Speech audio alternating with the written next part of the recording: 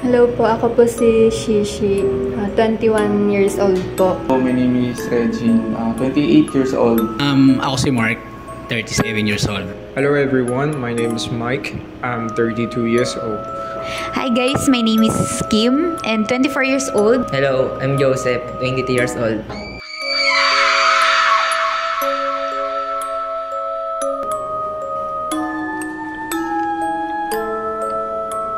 Hello po, ako po si Shishi, 21 years old po. At ito po yung story ko. So, nangyari po ito nung junior high school po ako. Nasa bahay po ako nun. Tapos, gabi na nun, mag-isa lang ako. Nasa kama po ako. Tapos, naalala ko po kasi yung favorite teacher ko po nun, na babae na recently namatay lang po. Tapos, ayun po. Sobrang favorite ko po kasi siya. Tapos, ayun, na-shock po ako na nabalitaan kong namatay na po siya. Tapos, ayun po, naiyak po ako. Yung hagulgul po talaga. Tapos, naramdaman ko po na may yumakap po sa akin kasi malamig po yung dito banda ko. So, ayun po. Dahil po doon, naniniwala na po ako na may multo talaga. Tapos, yung pangalawa ko namang pong story is yung nasa bahay din po ako noon. Tapos, nung araw po kasi na yun, sobrang negative po ng energy ko kasi sobrang galit ako, tapos naiinis pa ako. Tapos may hinahanap po ako nun sa mga notebook ko po. Tapos, sa notebook ko po na yun, may nakaipit na class picture po namin nung senior high. Tapos, nung aksidente ko po siyang nabuklat. Habang naiinis po ako, naglalabas po ako ng galit. Napatingin po ako sa class picture na yun. Tapos, parang may nakita po akong babae na mahaba po yung buhok, tapos nakakulay po, white lady po. Habang titignan ko yung class picture, parang lumalapit po siya sa class picture. Tapos, napasigaw po ako, tinawag ko yung kapatid ko, sobrang takot. Tapos, sinara ko po yung notebook na yun. Tapos, hanggang ngayon, hindi ko pa rin tinitignan yung class picture kasi iniisip ko baka makita ko ulit yung babae. Yun lang po yung kwento ko.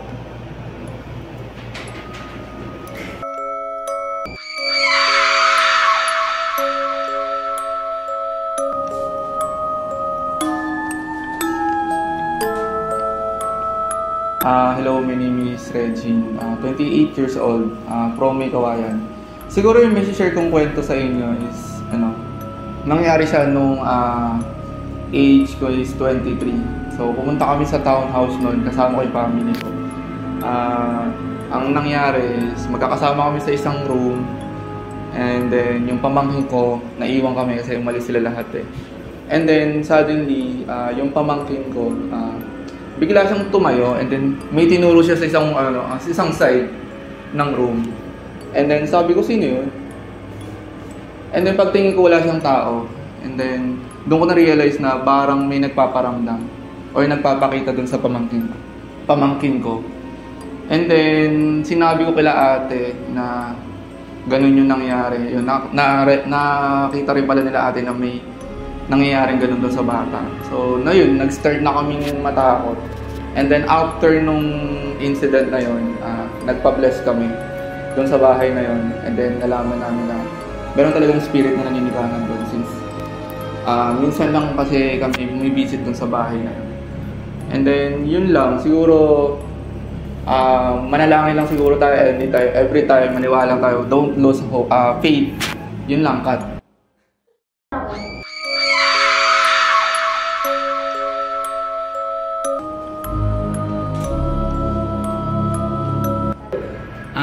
Ako si Mark, 37 years old. Ikukwento ko yung experience ko. So, in 2008, first year kami, kasalukuyan kasing yung Ultra is maraming namatay. So, dahil dun sa stampede. So, kami, gumala kami sa Pasig yun sa Pasig Ultra. Mga 9 PM na ng gabi. So, naghihintay kami doon ng sasakyan, jeep. Ito kwentuhan. And then, yung isa kong classmate nagpa-picture sa akin. Sabi ko, sige, picturean tayo. Then ako na yung sunod na nagpa-picture doon mismo sa Ultra ng bakod kasi hinarangan yung screen na yun. So, nagpa-picture ako. Wala akong alam. So, wala naman akong naramdaman. Biglang nung pinicturean ako ng classmate ko, parang bumigat tong right side ko, tong balikat ko. Yung pala, may nakita ng kamay dito sa likod ko. So, wala akong alam. Pero bumigat tong balikat ko. I think parang parang makintab yung kamay niya, pero ang tansya ko yung kamay na yun, parang nasa 50 to 60 years old na yung kamay na yun. Kasi kulubot siya. Yun. Saka ko siya nalaman, kinamagahan na, pinasa sa akin yung picture ng classmate ko. So, nagulat ako. Wala akong alam sa pero to be honest, it's a true to life story sa akin. So, marami. Sa Bicol din, parang inamoy ako ng malaking aso na ako kasi laking Maynila ako, pero nung pumunta ako sa Bicol, sa lola ko, parang syempre, bago ka lang, patulog na kami, ako tumatayo na yung balahibo ko, parang yung puso ko, mabilis na yung tibok nun. So ako, tawag dito, hindi lang ako may kibok. And then, hindi ko siya ma-recognize, pero lumapit siya sa akin, inamoy lang niya ako. Pero, sobrang laking aso. Yun yung experience ko sa probinsya namin. So, in the past days, wala na rin. Parang wala naman nangyari, pero karamihan kasi sa probinsya, marami talagang maraming nakakilabot na pangyayari sa akin. Yun yung experience ko. Yun lang.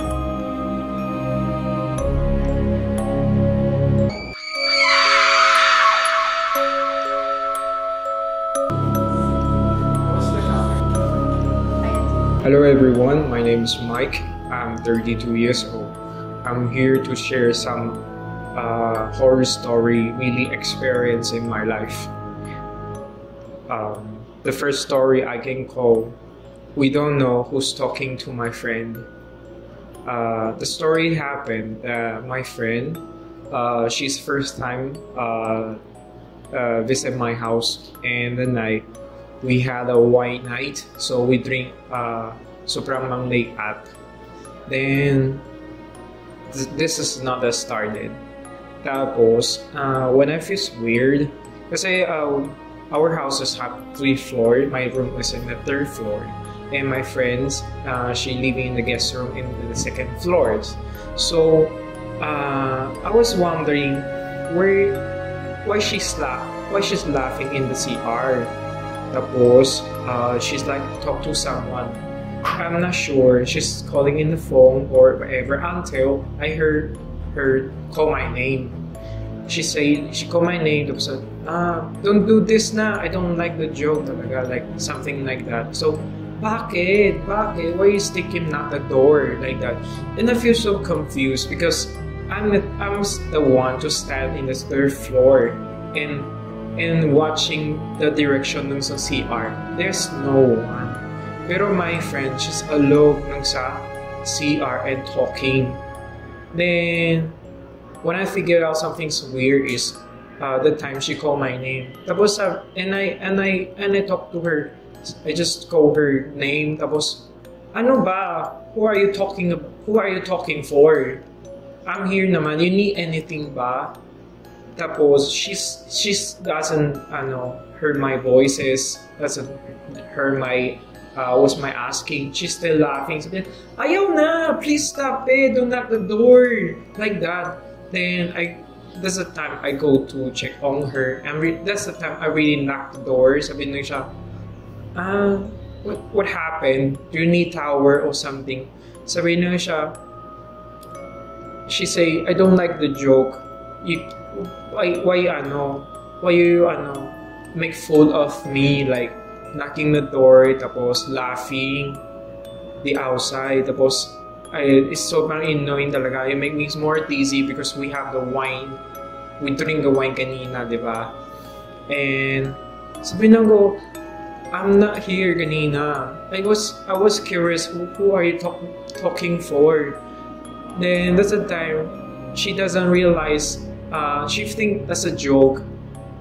Like, make fun of her. So, I don't like this joke, ha. It's sobrang late na yun na. Tapos, sabi ko, I'm serious talaga. I was stand there ng sa floor.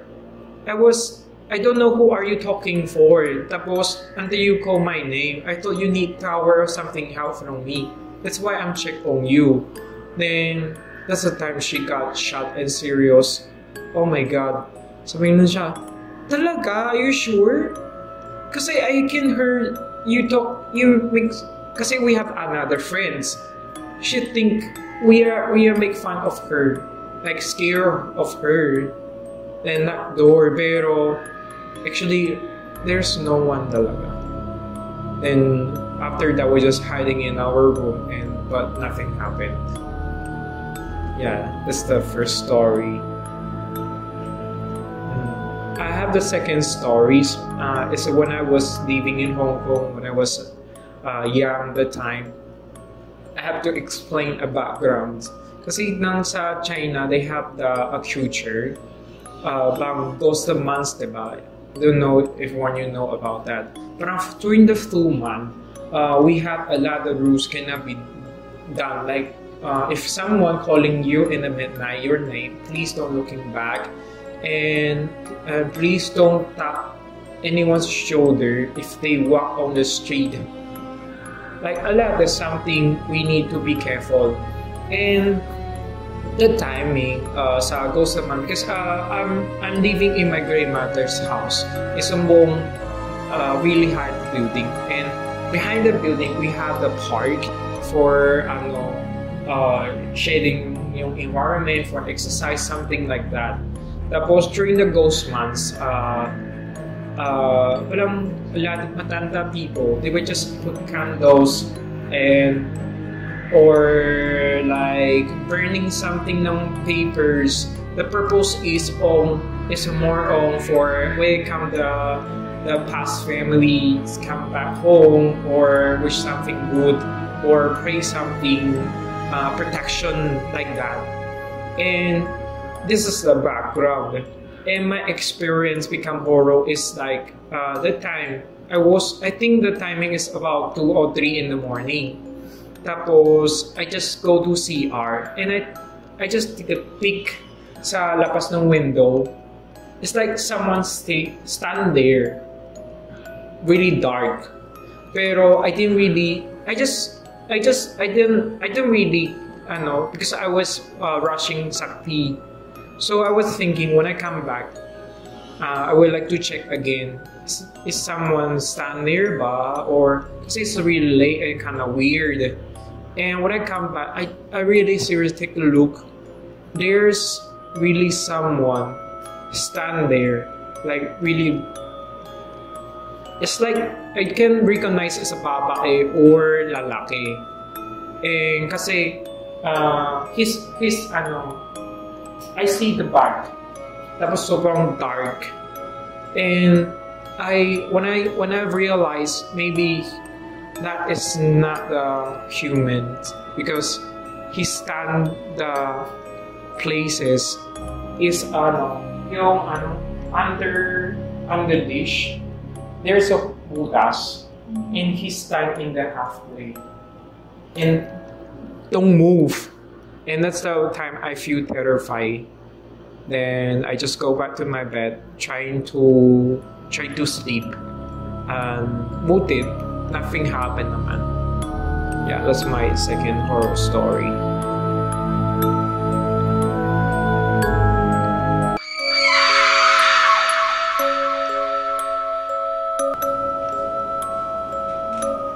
So, hi guys, my name is Kim and 24 years old, HR admin dito sa Slash. And this is my horror story. Hindi siya horror story, I mean, parang based on my experience, for me nakakatakot na siya. So, yun. So, start ka na. So, hindi ko matandaan kung grade 2 or grade 3 ako that time. So, naranasan nyo na ba yung maranasan yung burial dun sa probinsya? Yung nagbubural ng ano. So, noon kasi, burol siya ng lola ko. So, ang tawag sa Ilocano ng lola is apong. So, last night. So, nag-start siya nung malapit na ata mag-midnight nun. So, dahil sa probinsya kasi ang burol is merong pa-party, like may live band, mga ganun kasi kakaiba yung burol sa probinsya. So, pag last night, parang mas gusto ang paniniwala nila, mas okay daw na mas masayang umalis yung kaluluwa ng tao pag last night. So, parang gusto nila party-party, gano'n. So, ayun, may pag-ganon kami. And then, nung time na, matutulog na kami, so kailangan na namin magpahinga. And kinabukasan, ililibing na siya. Lahat kami magpipinsan. Actually, madami kaming magpipinsan. Ang plano namin, dapat, meron kasi tinatawag na bangkag and amyanan. Ang amyanan, yun yung sa bukid. Hindi, para siyang residential, amyanan. Pag bangkag, bukid. So, ang sabi namin, doon na lang kami matulog sa bangkag. So, doon sa mga bahay ng tita namin, kasi magkakatabi nga siya. So, edi doon, pagpunta namin doon, hindi na daw kasyang matulog doon. Kasi sobrang dami namin eh. Galing pa kami, Manila. And then, sabi nung no choice na, sobrang antok ko na, sabi nung mama ko, why not doon na lang tayo matulog sa jeep? Yung jeep na yun yung ginamit namin from Manila to so parang nirentahan namin yung jeep na yun. Tapos, yung jeep na yun, naka-park kasi siya sa loob ng bahay. Parang malaking bahay siya, tapos may parking lot sa gitna. Tapos, may mga aso. So, ang sabi ng mama ko, dito na lang tayo matulog, no choice na. Kasi wala na tayong dun sa pinakabahay namin kasi parang binurol siya. Sa pinagmanahang bahay ng papa ko. So, ayun na, nandun na kami sa jeep na tutulog. So, ang dami mo parang kasing pag kayo lang, parang iba kasi yung pakiramdam, di ba? Pero pag inaantok ka na, iba hindi mo na maiisip yon. Pero ayun nga, natutulog na kami. Tapos kalagitnaan daw, habang natutulog ako, kasi dahil bata pa ako, hindi ko pa alam yung mga nangyayari, pero that time nakakaramdam and nakakakita daw ako. So habang natutulog kami, yung mama ko, parang naalimpungatan, paputol-putol yung tulog niya. So ako, syempre bata pa ako, matutulog na ako ng bigla daw akong umupo. Tapos tinuro ko daw yung labas ng jeep. Sorry, no joke, kinikilabutan ako.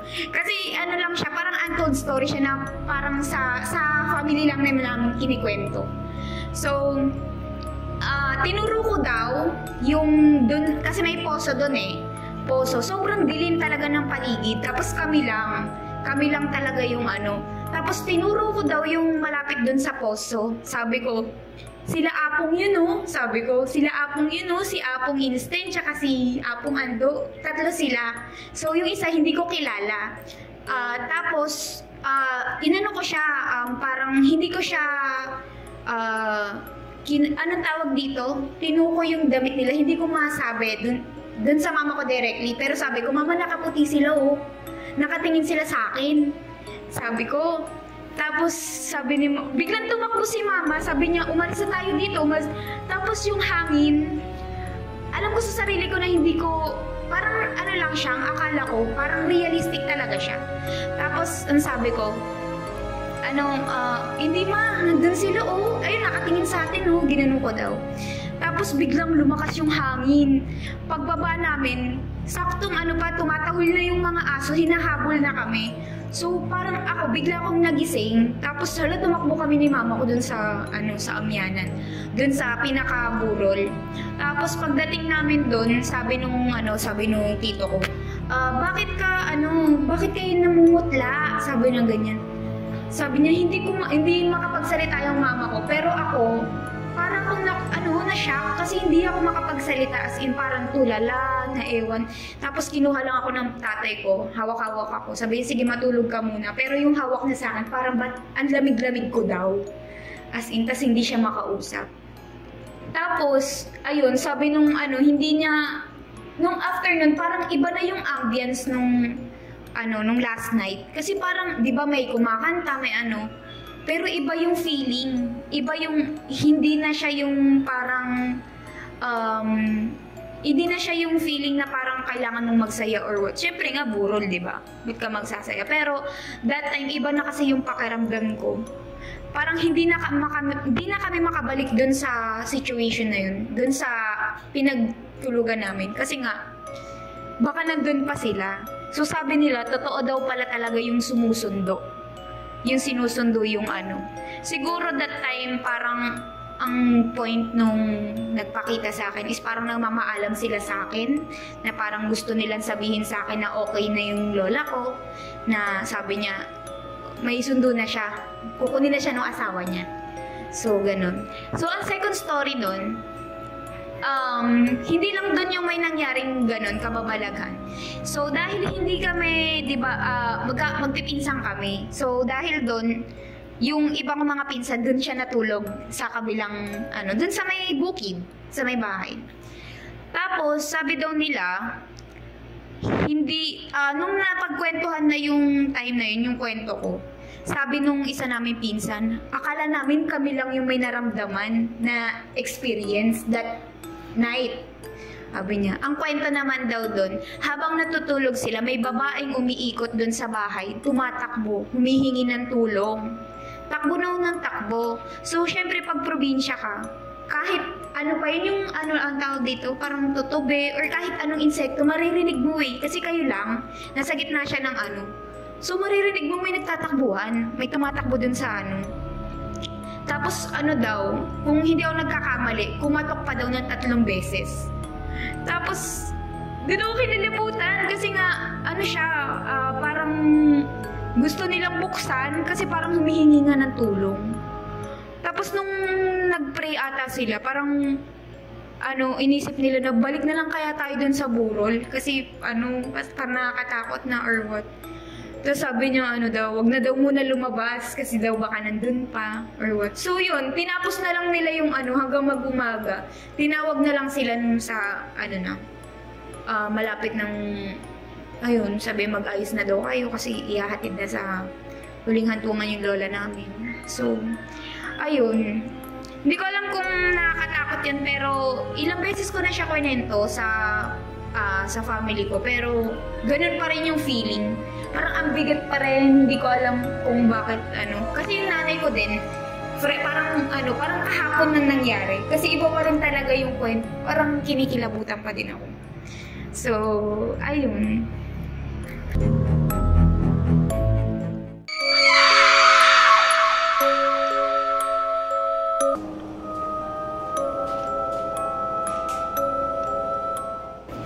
Hello, I'm Joseph, 22 years old. Nakatira sa Bagong Barrio, Caloocan. And this is my scariest story of my life. Nangyari to when I was 8 years old that time. Na yung lugar kasi namin, wait guys, bago ako mag-start. Do you believe in mga maligno, engkanto, ganun? Like duwende, ganun. Naniniwala kayo dun guys? Dati. Ako kasi nung bata ako, hindi ako naniniwala dun. So, nang nangyari to sa parents, actually sa mama ko, nangyari to, doon ako nag-start maniwala sa kanila na yung lugar kasi namin, squatter area siya. Tapos, puro iskinita.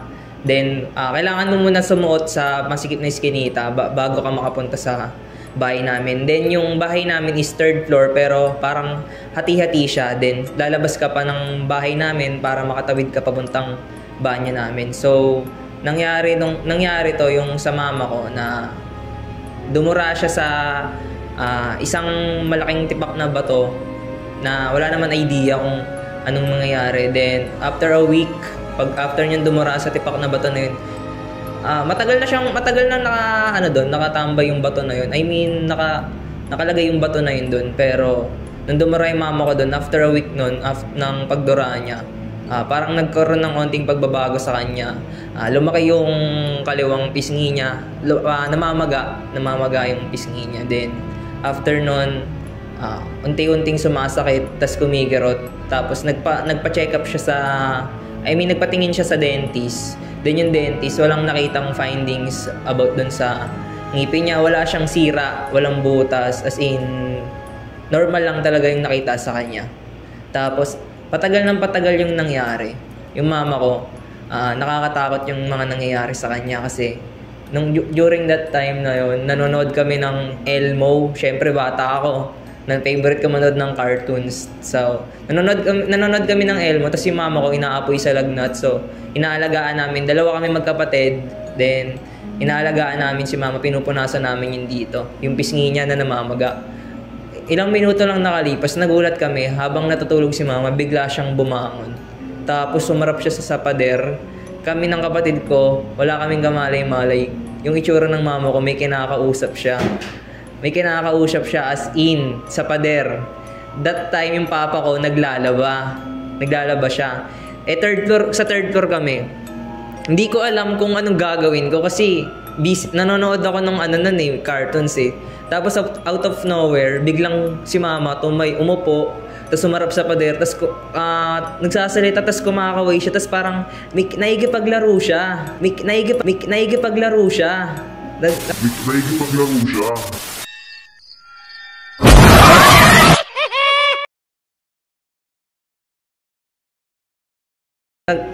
Sumisenyas na parang bata, tapos may kinakawain siya sa pader. Tapos ako, hindi ko alam na nakakablangko. Siyempre, dala na rin ng takot. Gusto kong sumigaw, gusto kong tumakbo, pero ayokong iwanan yung mama ko nung time na yon. Gusto kong sumigaw na tulong, ganun. Ang ginawa ko na lang, sumilip ako sa may baba. Tinawag ko si papa. Sabi ko, pa, si mama may kalaro. Yung boses ko nun, talagang takot na takot. Nabigla talaga kami ng kapatid ko. Tapos yung kapatid ko umiiyak natin. Sinusubukan ko siyang mapakalma. Tapos yung mama ko habang tumatagal yung may nakakausap siya. Siya parang may nagiging aggressive siya. Sinisipa niya yung dingding ng namin. Kasi kahoy lang yung bahay namin nun eh. Tapos sinisipa niya. Tapos habang tumatagal, tumatayo na siya. Tapos parang may sinusundan siya hindi namin makita. Tapos pagkakit ni papa, hinawakan niya si mama, niyakap niya. Tapos inupo niya. Tapos kinagabihan, natutulog kami nun. Patulog na kami.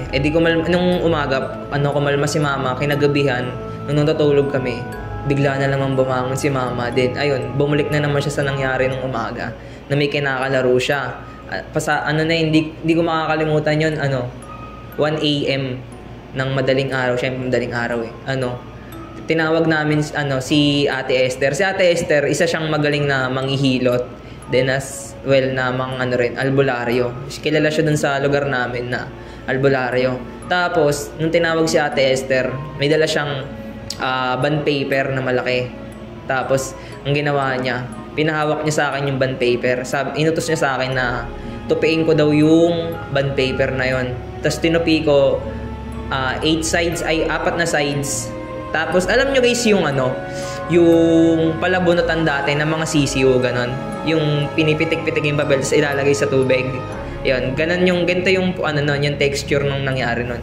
Kinuha nung albularyo na yan ni Ate Esther yung papel, yung bond paper na tinupi ko sa 4. Then si Ate Esther, may binulong siya at nilapag niya sa noo ng mama ko yung bond paper na tinupi ko sa 4. Tapos binulungan niya si mama. Tapos ilang minuto rin tinagal nun. Tapos, after nun, sabi niya sa akin, kasi since ako yung panganay nun, sa akin niya pinahawak yung papel na dinasalan niya.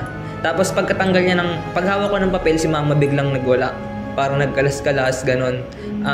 Sobrang aggressive niya, tapos ang daming umawak kay mama nung time na yon. Tapos ako naiiyak na ako sa takot nun, dalawa kami ng kapatid ko. Tapos ginawa nung albularyo, sabi niya, buksan ko daw yung papel, then pagbukas ko, itutok ko daw sa ilaw. Pagbukas ko, tapos pagtutok ko sa ilaw, guys, hindi kayo maniniwala. Doon ako naniwala na totoo yung duwende. Pagbuklat ko, din tinapat ko siya sa ilaw. Ayun nga, tinanong ko sa inyo kung yung sa mga palabunutan. Ganun na ganun. Tapos hulmang duwende, as in, hindi madadrawing ng tao na itsurang duwende. Napakaganda ng pagkakahulma. Tapos yung itsura niya is bakas lang talaga ng bakat ng duwende na sobrang perfect ng pagkahulma. Ang laki ng tenga, tapos naglalaway yung itsura niya that time. Tapos after nun, nabitawan ko kasi parang may something dun sa papel. Nabitawan ko, parang may something na may naramdaman ako. Pagkabitaw ko, nagbandali yung albularyo sa Ate Esther, na sabi niya, bilisan niyo, pinakuha niya kami ng isang basong tubig na malaki. Lala ko yun. Tapos, pagkakuha ko ng isang basong tubig, nilagay niya doon yung papel na tinignan ko from the right. Tapos nilublob niya, tapos inawakan niya, dinasalan niya. After niya dasalan, si mama lalong naging aggressive, nagwawala siya. Tapos sabi niya, bitawan niyo ako, wag niyong patayin yung kalaro ko, ganun. Sobrang nakakatakot talaga yun. Tapos, after nun, after nadasalan ni Ate Esther yung baso na nilublob yung bond paper, inangat niya. Tapos may sinalita siya na hindi ko maintindihan. Tapos after nun, sabi sa amin ni Ate Esther, ayun na yung kalaro ng mama nyo. Ayun na siya. Nasa loob ng basong may puno-puno ng tubig. Sabi niya, lulunurin ko siya dyan hanggang mamatay siya. Tapos after a week, unti-unti nang umuhupa yung sakit ni mama dito sa kaliwang pisngi niya na namamaga. Then, after nun nangyari na yun, doon ako naniwala na totoo yung duwende talaga. Tapos after nun, hindi na kami ginagambala ng